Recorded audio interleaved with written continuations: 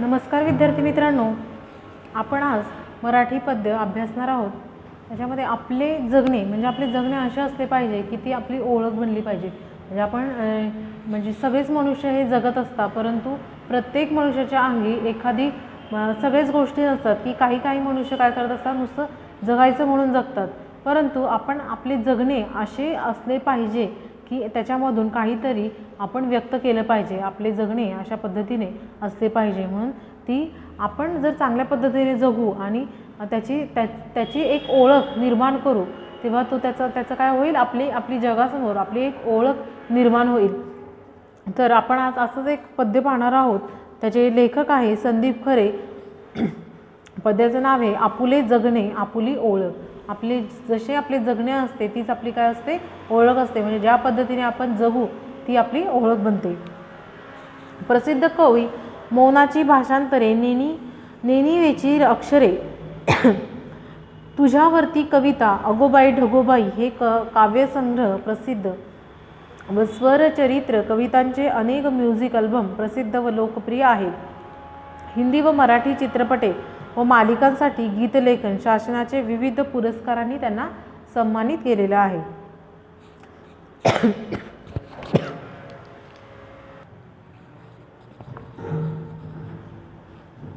विविध पुरस्कारांनी त्यांना सन्मानित करण्यात आलेले आहेत। तसेच दैनंदिन जीवनात वागताना काय करावे व काय करू नये, म्हणजे आपल्या रोजच्या जीवनामध्ये जे आपलं दैनंदिन जीवन असतं त्याच्यामध्ये आपण कशा पद्धतीने वागावे, काय करावे आणि काय करू नये, आणि याविषयीचे भाष्य कवीने सोप्या शब्दात कवितेतून व्यक्त केले आहे। म्हणजे ह्याविषयीचे भाष्य जे आहे त्यांनी काय केलेले आहे, आपल्याला सोप्या पद्धतीने आपल्याला समजावून सांगितलेले आहे। आपण प्रस्तुत कविता अगोबाई ढगबाई ह्या काव्यसंग्रहातून घेतली आहे। तर आपण पाहूया आपली कविता। आपुले जगणे आपुली ओळख उपरे अर्धे जोडू नको। म्हणजे उपरे म्हणजे अर्धवट, ज्या छोट्या अर्धवट जो तुकडा असतो तो आपल्या जीवनामध्ये आपण जोडायचा नाही, म्हणजे अर्धवट एखादी गोष्ट सोडायची नाही। आपुले जगणे ही काय म्हणजे आपले जगणे आपण कशा पद्धतीने जगतो ही आपली एक प्रकारची ओळख असते, आपलं एक प्रकारचं कर्तृत्व असतं की उपरे अर्धे सोडू नको, अर्धवट कुठलीही गोष्ट तू सोडू नको। दिवा होऊन उजळ जगाला चाकू होऊन कापू नको। दिवा ज्याप्रमाणे दिवा काय करत असतो, म्हणजे जेव्हा आपण दिवा लावतो तेव्हा दिवा काय करत असतो, त्याचा आजूबाजूचं सगळं वातावरण हे प्रकाशमयी करत असतो। त्या पद्धतीने तू काय कर, दिवा होऊन जग हे सगळं काय कर, प्रकाशमान कर, सगळ्यांना उजळ। आणि ज्याप्रमाणे चाकू काय करत असतो, कापून एखादी गोष्ट ती कापून त्याचे दोन तुकडे करतो, तशा पद्धतीने तुझं वागणं, माणसाचं वागणं हे राहू देऊ नकोस। तू काय कर, चाकू होऊ नकोस, चाकू होऊन मनुष्याला कापू नकोस, त्याचे दोन तुकडे करू नको। तू काय कर, की प्रकाश भरून ह्या धरतीला, ह्या जीवनाला उजळा दे, उजळ, चाकू होऊन कापू नको। नित्य घडावे वाचन वे लेखन क्षण कार्याविन दौडू नये। नित्य म्हणजे काय, तर रोज हे वाचन जे आपण जो आपला अभ्यास वगैरे असतो तो आपण काय केला पाहिजे, नित्य केला पाहिजे। आणि अभ्यास जरी नसेल तर म्हणजे विविध अशी पुस्तकं वगैरे असतात बघा, की ती वाचनाने आपल्या ज्ञानामध्ये भर पडत असते। तर आणि आपलं ज्ञान वाढलं तेव्हा आपण एक चांगला मनुष्य, म्हणजे आपल्याला कुठल्याही गोष्ट जेव्हा ज्ञानाची आपल्यामध्ये एक प्रकारची ज्ञान आपल्यामध्ये एक प्रकारचं येतं, त्यावेळेस आपल्याला कुठलीही गोष्ट कमी नाही या जगामध्ये अशी वाटत असते। तर आणि त्या विविध ह्या सगळ्या गोष्टी आपल्यामध्ये कधी निर्माण होतात, ज्यावेळेस आपण विविध पुस्तकांचं वाचन करतो। वाचनाने एक नवीन आपली ओळख निर्माण होत असते। नित्य घडावे वाचन म्हणजे रोज हे वाचन घडले पाहिजे। क्षण कार्याविन दौडू नये, कार्य नसताना म्हणजे विनाकारण, कार्याविन म्हणजे काय, कारण नसताना आपण उगाचच इकडे तिकडं पळालं नाही पाहिजे। आपलं जे क्षण आहे, जे आपल्या एक जीवनाचा एक जे मिनिट आहे तो सुद्धा महत्त्वाचा आहे। तो कारणाविना अकारणास्तव आपण दडवला नाही पाहिजे।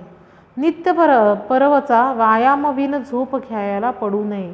नित्य म्हणजे रोज व्यायाम न करता झोपले नाही पाहिजे। रोज व्यायाम हा काय झाला पाहिजे, आपला रोज व्यायाम केलाच पाहिजे। व्यायाम केल्याशिवाय आपण झोप घेतली नाही पाहिजे, रोज व्यायाम हा केला पाहिजे। पवित्राची पांघर वस्त्रे होऊन पटकुर पसरू नये। पटकुर म्हणजे काय, निर्गुण।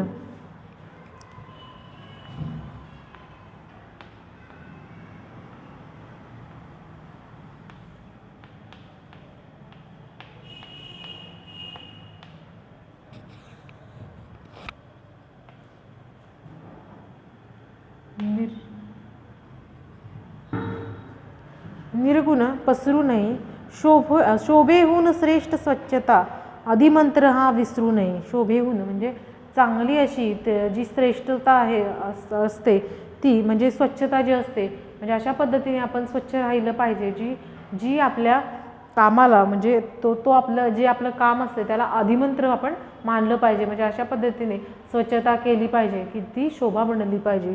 शोभेहून श्रेष्ठ स्वच्छता, आदिमंत्र हा विसरू नये. पवित्राची पांघर वस्त्रे घेऊन पटपूर पसरू नये. म्हणजे जे पवित्र आपल्या अंगी ज्या सगळ्या गोष्टी आहे त्या काय केल्या पाहिजे, आपण पवित्र ज्या चांगल्या गोष्टी आहे त्या आपण घेतल्या पाहिजे आणि त्या आपले जे ज्ञान आहे ते आपण काय केलं पाहिजे, इतरांना दिले पाहिजे.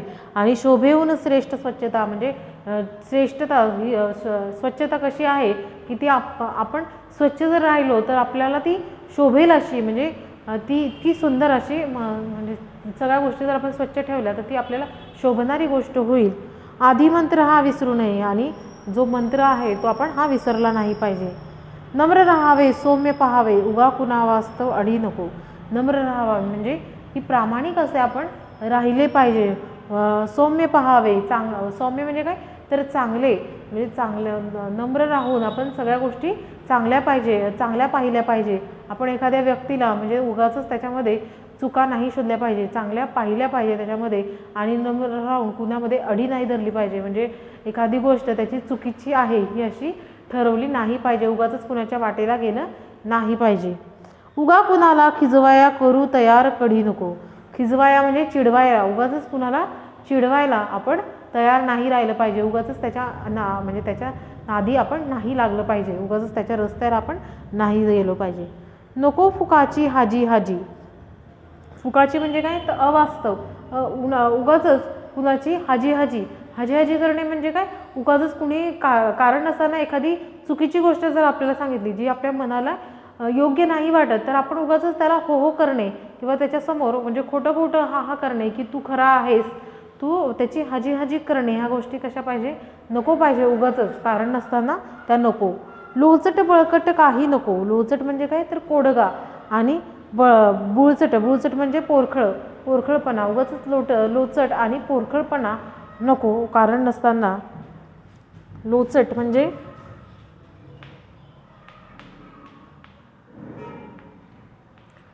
कोडगा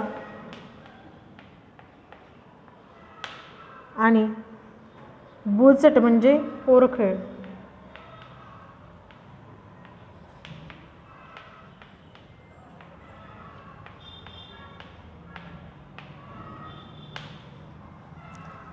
काही नको परंतु दिसता उदात्य काही. उदात्य म्हणजे काय गौरवशाही. ताठार माथा मुळी नको म्हणजे पर्णवथेचे मस्तक. उगाचच पर्णवथेचे मस्तक उगाच नको. दिसता एखादी गोष्ट जर तुम्हाला चांगली दिसली तर उगाचच कारण नसताना त्याच्यामध्ये अडी घालू नये. त्याच्यामध्ये ज्या गोष्टी चांगल्या आहे पर्णवतेचे मस्तक आपण त्याच्यामध्ये टाकलं नाही पाहिजे.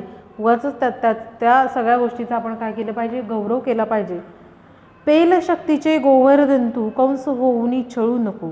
पेल शक्तीचे गोवर्धन ज्या पद्धतीने श्रीकृष्णाने गोवर्धन पर्वत तो काय केला होता, त्याने सगळा पेलला होता, म्हणजे गोवर्धन पर्वत उचलला होता काय करंगळीवर त्याच्या. तर त्या पद्धतीने तू काय कर, ह्या सगळ्या जगाचं दुःख उचल आणि कंस होऊनी छळू नको. ज्या पद्धतीने कृष्णाने कंस म्हणजे गोवर्धन त्याच्या करंगळीवर उचलला होता, पेलला होता, त्याने काय केलं होतं त्याच्यामधून सगळ्यांना काय केली होती, मदत केली होती. म्हणजे ज्यावेळेस वादळ वगैरे आलं होतं त्याने गोवर्धन पर्वत हातावर उचलून त्या गोवर्धन पर्वताखाली सगळी जी माणसं आहे त्यांना उभं केली होती. आणि त्याने श्रीकृष्ण काय करायचं, नेहमी इतरांना मदत करायचा, मदतीला तयार असायचा. परंतु जो कंस होता त्याचाच मामा तो काय करायचा, नुसता छळायचा. जे लोक आहेत श्रीकृष्णाला किंवा त्याच्या आईवडिलांना नुसता छळत असायचा. तर तू त्या पद्धतीने म्हणजे श्रीकृष्ण हो कंसाप्रमाणे तू दुनियेला छळू नकोस उगाचच वाद परंतु कुणी धमकवता पळू नको. उगाचच कुणातच तू कुणामध्ये वाद घालू नकोस, म्हणजे कुणाच्याही वाटेला जाऊ नको, वाद करू नकोस. परंतु जर कोणी तुला कारण नसताना धमकवेल, घाबरवेल, तर तू तिथून पळून जाऊ नको. त्याचा काय कर, धीटपणे तू त्याचा सामना कर. आपुल्या दुःखासाठी नयन अश्रू ठेवू नको, पण दुसरं वास्तव वाहो करुणा व्यर्थ कोरडा राहू नकोस. आपल्या दुःखासाठी, म्हणजे बऱ्याचदा असं असतं की जे दुःख असतं, जे आपले असतात ते त्याच्यासाठी तू काय कर, तुझ्या नयनी अश्रू ठेवू नको. म्हणजे तुझी जी दुःख आहे ती सगळी काय कर, विसरून जा. ह्या सगळ्या ज्या गोष्टी दुःखाच्या, तू काय कर, नवीन निर्माण कर. ह्या सगळ्या गोष्टी विसरून जा. नवीन गोष्टींचा विचार कर आणि तुझी जी दुःख आहे ती विसरून जा आणि नवीन गोष्टींना सुरुवात कर. परंतु जर दुसऱ्यांचे दुःख जर तुझ्यासमोर येतील तर तू त्यांना काय कर, हात दे, मदतीचा हात दे, त्यांना तू मदत कर. तू व्यर्थ आणि जेव्हा दुसरं वास्तव वाहो करुणा, दुसऱ्यांना तू काय कर, मदत कर, त्यांच्याविषयी प्रेम ठेव. करुणा म्हणजे काय, तर प्रेम ठेव आणि व्यर्थ कोरडा राहू नकोस. आणि ज्यावेळेस त्यांनी तुला मदतीसाठी बोलवलं तेव्हा तू व्यर्थ, म्हणजे ज्याला निरकारण आपण असं म्हणतो, व्यर्थ तू राहू नकोस. तू त्यांच्या मदतीला धावून जा, असा तू मानव बन. तुडवीत राहणे खुशाल जावे, नव्या पथाला भिवू नको. तुडवीत राहणे म्हणजे ह्या सगळ्या गोष्टी ज्या आहे तुझ्या समोर, जे कष्ट आहेत, तू काय कर, तुला जर नवीन मिळवायचं असेल तर तुझी सगळी जी राणे आहे, तुझ्यासमोर आलेली जी सगळी दुःख आहे, तू काय कर, त्यांना तुडवून टाक. म्हणजे सगळ्या गोष्टी तू मिटवून टाक आणि पुढे जायचा प्रयत्न कर. सगळी राणे तुडवून जगाला जिंकण्याचा प्रयत्न कर. राणे खुशाल जावे, नव्या पथाला भिवू नकोस. नवीन जे पथ आहे, नवीन ज्या निर्मिती आहे, नवीन ज्या गोष्टी आहे, त्याला घाबरू नकोस. ज्यावर श्रद्धा प्राणा आतून ते केल्याविन राहू नकोस. ज्यावरती तुझी श्रद्धा आहे प्राणा आतून, ते केल्याविन तू राहू नकोस. ज्यावेळेस एखादी गोष्ट जर तुला प्राप्त करायची, एखादी गोष्ट जर तुला निर्माण करायची आहे, तर तू ती निर्माण करून राहा. त्या गोष्टीला मात्र तू घाबरू नकोस. त्याच्यासाठी तू काय कर, लढत राहा, नेहमी पुढे जात राहा आणि त्यातून प्रेरणा घेत राहा. त्याच्यातून तू आत्मविश्वास मिळव. जेथे वाटा तेथे काटा, उगा भेदरून अडू नकोस. भेदरून म्हणजे काय, तर घाबरून.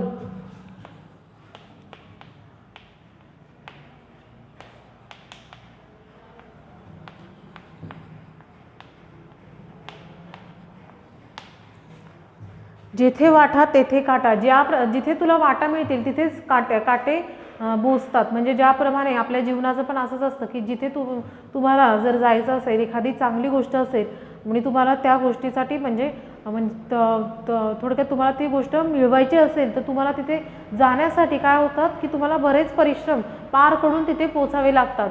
ज्या रस्त्यावरती तुम्हाला मार्ग असतात तिथेच काय असतं, काटे असतात. म्हणजे ज्या ठिकाणी तुम्हाला पोचायचे असतात त्या ठिकाणी तुम्हाला नक्कीच प्रॉब्लेमचा, म्हणजे जे कष्ट असतात त्यांचा सामना करून तुम्हाला जावं लागतं. उगा भेदरून अडू नकोस. म्हणजे त्या गोष्टीसाठी अजिबात तू भेदरू नकोस, म्हणजे घाबरून जाऊ नको आणि घाबरून एका जागी पडून राहू नकोस. उगाच भेदरून अडू नकोस, तिथे थांबू नकोस, अडू नकोस. करता हिम्मत जगात किंमत. ज्यावेळेस तू हिम्मत करशील त्याच वेळेस तुला जगामध्ये किंमत मिळेल. म्हणजे एखादी गोष्ट जर तुला प्राप्त करायची असेल, मिळवायची असेल, तर तू त्याचा काय केलं पाहिजे, सामना केला पाहिजे, की ही मिळवूनच राहील. आणि ज्यावेळेस तुला ती हिम्मत करून तू मिळवशील, ज्यावेळेस तुझ्यामध्ये हिम्मत निर्माण होईल, त्याच वेळेस हे जग तुला काय करेल, किंमत देईल, तुला महत्त्व देईल. त्याशिवाय तुला ते जग हे महत्त्व देणार नाही. भेकड गुळमुळ रडू नको. भेकड याचा अर्थ सुद्धा घाबरट. भेकड म्हणजे घाबरट.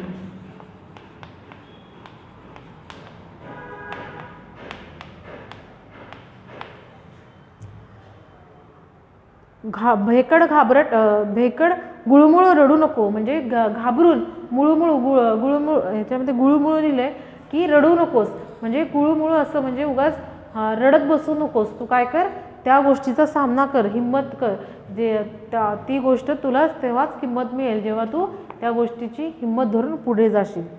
कर्तृत्वाचे घडवी वेरूळ कर्तव्याला मुकू नको. कर्तृत्वाचे वेरूळ म्हणजे काय, तर ज्याप्रमाणे ज्या लेण्या वगैरे तिथे काय होतं, कर्तृत्वाने पुढे उभ्या राहतात, तर त्याप्रमाणे तू काय कर, तुझ्या ज्या गोष्टी आहे त्या काय कर, कर्तृत्व तू काय कर, साकार कर आणि त्याच वेळेस तुझ्या कर्तव्याला म्हणजे तुझं जे कर्तव्य आहे त्याला काय कर, तू मागे सरू नको. मुकू नको म्हणजे काय, तर मागे सरू नको. तुझी कर्तव्य तुझ्यासमोर आहेत ती तू पूर्ण कर, ते तू पार पाड.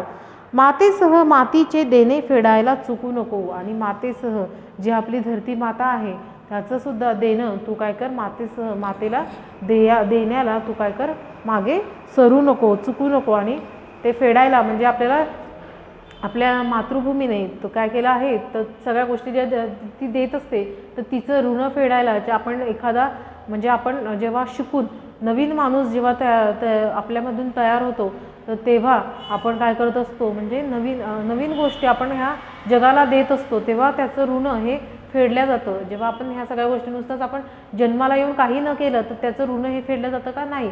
तर आपण काहीतरी आपल्या देशाविषयी आपल्याला आवड असली पाहिजे आणि तेव्हा आपण त्या गोष्टी करू, तर तेव्हाच आपलं ते ऋण म्हणजे काय, कर्ज आपल्या मातेचं हे फेडल्या जाईल. तर अशा पद्धतीने आपण आपुले जगणे, आपुली ओळख म्हणजे आपलं जगणं कशा पद्धतीने असते पाहिजे. जर आपलं जगणं हे चांगलं असेल तर तीच आपली काय असते, ओळख बनते. जसं भरपूर असे मोठी व्यक्ती होऊन गेली, ते का प्रसिद्ध असतात, की का त्यांना सगळे जग हे नामांकित म्हणजे का त्यांना एवढं म्हणजे त्यांना महत्त्व देत असतात, का त्यांना एवढं नामांकित करत असतात, कारण त्यांच्या अंगी काय आहे, त्यांनी स्वतःची ओळख स्वतः बनवलेली असते. जसं वेगवेगळे पोलीस वगैरे किंवा मग डॉक्टर किंवा मग खूप असे चांगले व्यक्ती निर्माण होऊन गेले आहे की त्यांचं नाव आजही इतिहासात पण घ्यायचं आणि आज देखील त्यांचं नाव घेतले जातं. कारण काय झालं आहे, त्यांनी स्वतःची ओळख स्वतः बनवली आहे. तर आपल्यातला देखील असाच एखादा व्यक्ती असतो की जो स्वतःची ओळख स्वतः बनवतो आणि त्याची ओळख म्हणजे त्याचं जगणं हे तो काय करत असतो, त्याची ओळख बनवून टाकतो. म्हणजे तो याच्यामध्ये लोकांसमोर त्याची ओळख चांगल्या प्रकारे मोठ्या प्रमाणे बनवत असतो. तर आज आपण अशा प्रकारे आपलं जे हे पद्य म्हणजे पुढे जाणारं आहे ते आपण अभ्यासतो. धन्यवाद.